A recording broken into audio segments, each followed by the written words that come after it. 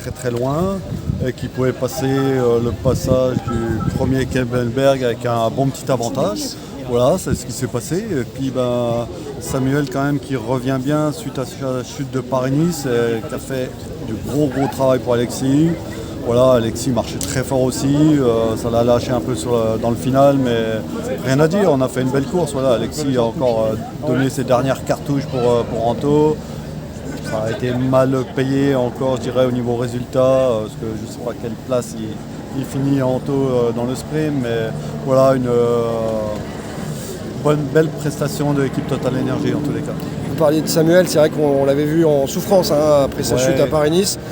Comment alors visiblement ça va mieux, mais oui, ça va mieux. Il était très inquiet avant ces classiques-là.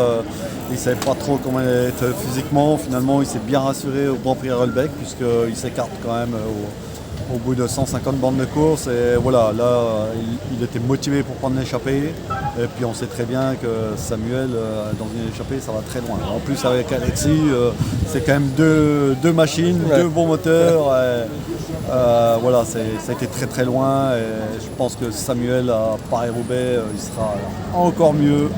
Et j'espère qu'il pourra, pourquoi pas, jouer un top 10 à Roubaix. C'est rien d'impossible en tout cas.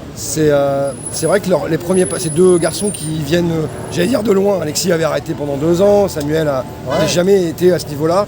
Ils arrivent tous les deux, on a l'impression que c'est comme si ça faisait 2 ans qu'ils étaient là déjà. Oui, après Alexis, on connaissait aussi ses références quand il est passé néo-pro chez la FDJ. Après, voilà, Samuel, avec les numéros qu'il a fait dans l'équipe Roubaix, c'était normal qu'il passe l'échelon au-dessus.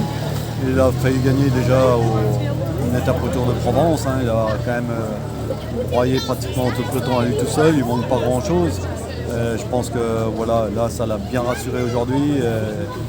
Il va rapidement gagner une course, j'espère en 4 jours de Dunkerque en tous les cas. Merci beaucoup. Depuis qu'elle est arrivée chez vous, Alexis visiblement a pris une autre dimension. Bon, on connaît ses réputations car elles ne sont pas faciles à gérer. Comment avez-vous fait, vous, avec lui?